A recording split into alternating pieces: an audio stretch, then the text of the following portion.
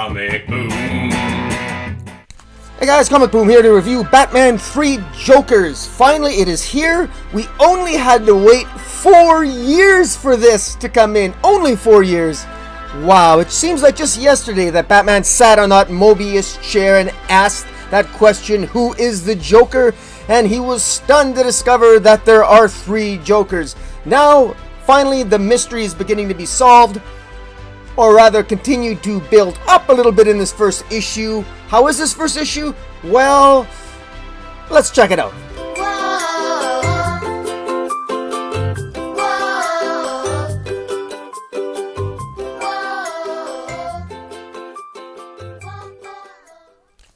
Let me start off by saying, guys, that this review is going to have spoilers. I'm not going to spoil everything, but I might mention a couple things here and there, so I don't want to ruin it for anybody. So if you haven't completely read it yet or finished reading it, don't watch my review. I don't want to ruin it for you. I don't want to be responsible for that, because this is something that I want you to enjoy in your own way from beginning to end and really get the most out of it and interpret it and experience it in whatever way you see fit. And I don't want to taint your perception of it first time out. So now, having said that, 3, 2, 1, here we go with my spoilerish review of Batman 3 Jokers. Now, what I really like about this issue is I like the choice of the different incarnations of the Joker that Johns focuses on. This is a deeply grounded tale that is centered around the primary traumas experienced by Jason Todd Robin when he was killed by the clown Joker,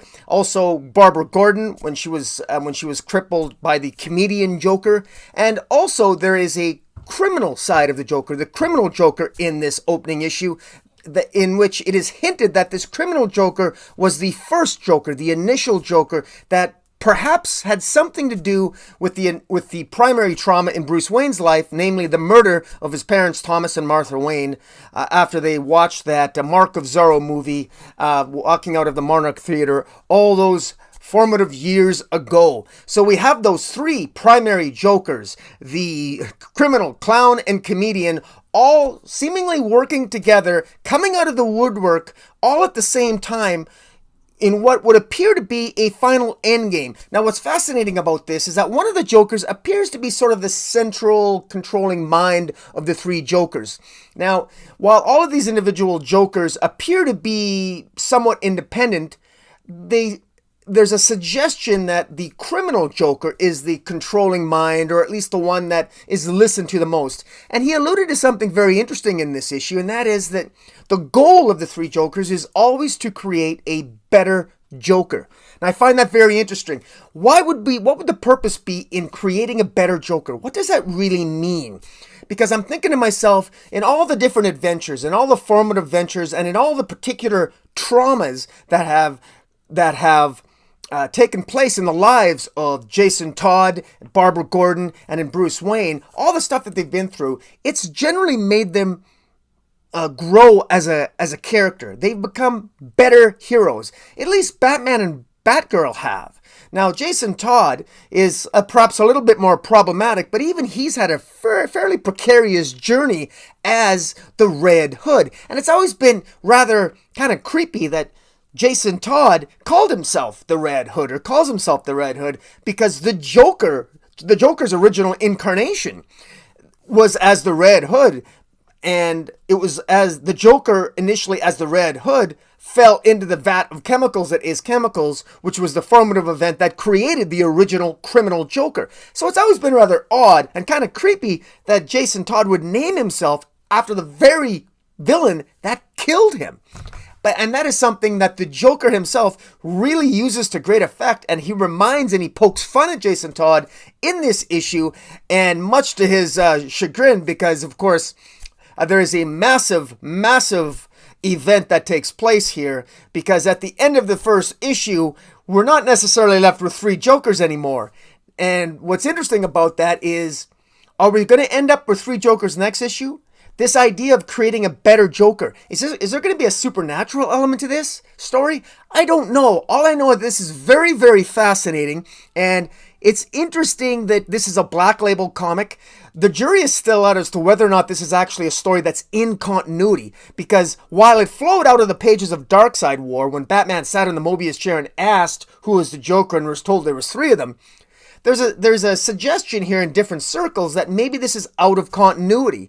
And so I'm not really sure if it is in continuity or not. The DC universe right now is in a state of flux in terms of all the Doomsday Clock machinations and the multiversal threats of death metal. So I'm not really sure we need to focus on all that, nor do I recommend we do so. The importance and the greatness of this opening issue is that you can go into this issue literally cold and just go in and enjoy it for what it is. This is, as Geoff Johns promised and alluded to in numerous interviews on the subject, he said that this is very much a grounded tale, and you really get a sense of that. You really get a sense of the struggle, personal struggle that Jason Todd has with the Joker, and that he clearly has never come to terms with the trauma of having been killed by the Joker in the first place. And the Joker really rubs it in at one point in this story, really rubs it into Jason Todd in the presence of Barbara Gordon. And Barbara Gordon watches this, and you could tell that Barbara herself, at one point in the story, she still very much is always thinking about the Joker. It's always foremost on her mind. There's a great scene with Barbara Gordon on a treadmill working out, and she's running so fast she literally burns out the treadmill. And apparently it's not the first time that she's done so, because other people in the gym where Barbara Gordon works out at, they noted that it's not the first time that Barbara Gordon wore out a treadmill. And what the irony in that is that she's wearing it out by using her legs. And this is a woman who was paralyzed by the Joker, and you get a sense that Barbara Gordon overcompensates and almost takes pride in utilizing her legs and running, and not just walking, but running and burning out a treadmill as a way of saying an F you to the Joker who crippled her all those years ago, leading to her becoming Oracle until she ultimately regained the use of her legs and became Batgirl once again. But clearly, the after effects of that trauma for Barbara Gordon is still there, and Jason Fabok does a fantastic job of conveying that personal journey and that reflection that Barbara Gordon is going through as she's working out. And you can also see it reflected in Barbara Gordon's tears after Jason Todd does something rather lethal in this issue, and she tells Jason Todd to go screw himself, because you can tell that while she did not stop Jason Todd from taking his lethal actions against one of the Jokers in this issue, she nonetheless she had an opportunity to stop Jason Todd, by throwing a batarang at him, but she missed him. And as Jason Todd asks her, how often do you actually miss, Barbara? Suggesting that Barbara intentionally did not stop Jason Todd from taking the actions against the Joker that he takes in this issue. Brilliantly done. Batman himself is on another quest in this, because there are literally 3 Jokers to deal with. And some of the more interesting and really fun moments, they end up at one point at the Gotham Aquarium, and we all love the Joker. There's always the fish gag with the Joker. We meet one of Joker's old classic sidekicks called Gaggy again. And there's even a shark that ends up with a Joker smile. I mean, that's got to be a first. I don't think I've ever seen a shark in a comic with a Joker smile before. And even Jason Todd makes a joke to that effect. The scenes are just perfectly illustrated here. Jason Fabok really hit it out of the park. The characters of Jim Gordon, Lieutenant Bullock, I mean, good Lord. The sarcasm, the dialogue is spot on. You really get a sense here that Johns put a lot of thought into this story. And in particular, what is the Joker's endgame? If the 3 Jokers want to create a better Joker, how do they expect to accomplish that? By taking the actions they did, because the actions that they took were rather interesting. The criminal Joker wiped out the entire the Moxon family, and the Moxon family were rumored to have a role in Thomas and Martha Wayne's death. And so here we are years later, the criminal Joker, the so-called boss Joker, wipes out the Moxon family. We then have the clown Joker kill a bunch of homeless people, dress them in Red Hood costumes, and deposit their bodies at Ace Chemicals after draining all the chemical vats at Ace Chemicals, and take some of that chemical and dump it in the Gotham Aquarium. We then have the comedian Joker kill another comedian who used to go by the name of Fat Man, and this Fat Man comedian used to make fun of Batman by being a fat Batman and having an infectious laugh like the Joker. So this comedian Fat Man was almost someone who made a parody out of Batman and Joker himself, and he ends up dead.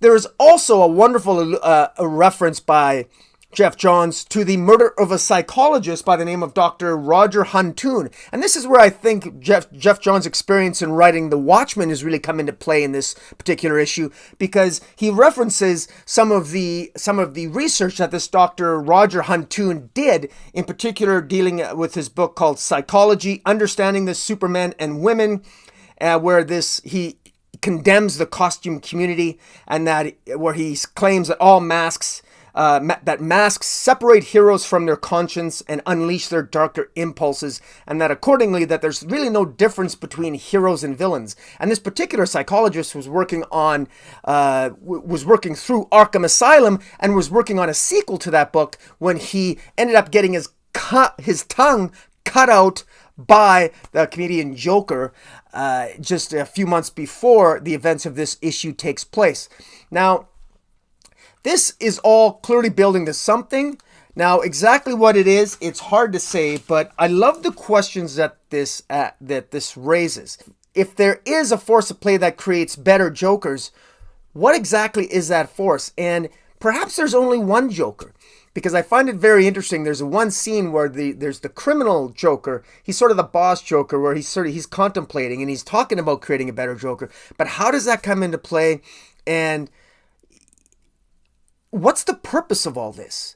The Joker always seems to have an end game here, and I'm not really sure what it is. We all know, those of us, especially us longtime readers, we know that the story of Jason Todd and Barbara Gordon, the reevaluation of the Killing Joke and the Death in the Family, that's been addressed by numerous writers over the last 2 decades, and it's been done again and again.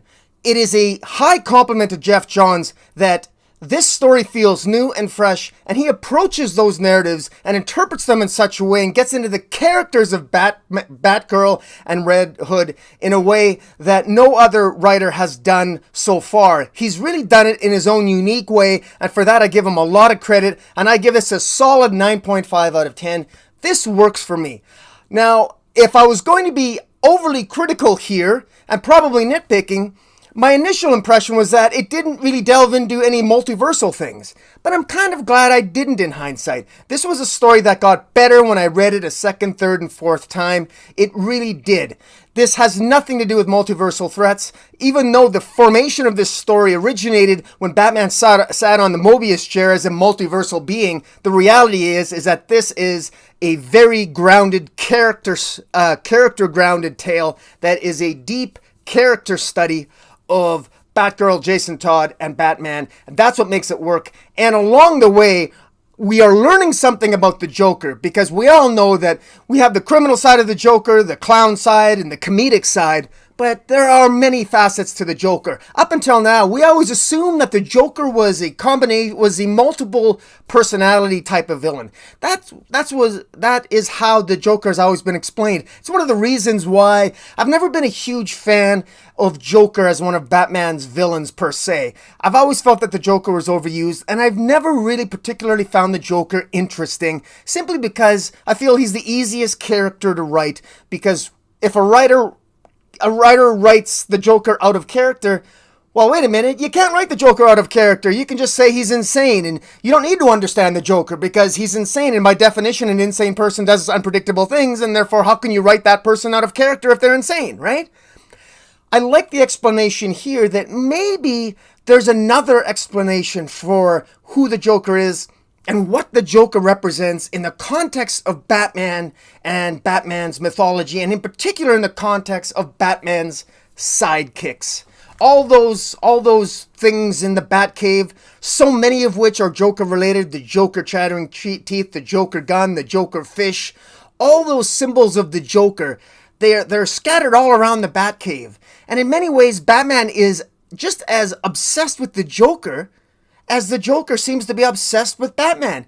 And, crazily enough, Barbara Gordon and Jason Todd also seem to have their own hidden kind of obsession with the Joker, or at least they think about the Joker quite a bit. I mean, how can you not? The post-traumatic stress you would experience as a result of being killed by the Joker or crippled by him, that can never really leave you, as the experiences of Jason Todd and Barbara Gordon clearly show. This is well done by Geoff Johns, and I really look forward to the second and third issue of this series.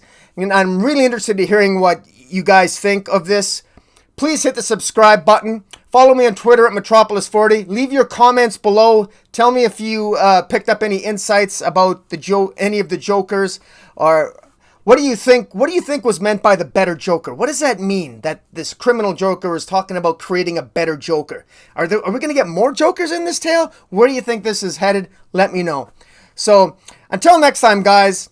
Follow me on Twitter at Metropolis40, and Comic Boom out.